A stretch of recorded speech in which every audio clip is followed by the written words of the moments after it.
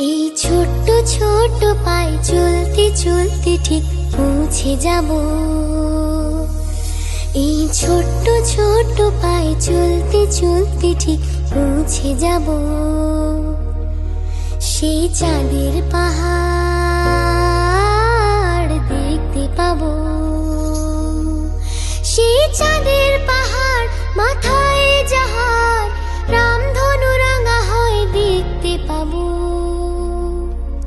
ঠিক পৌঁছে যাব।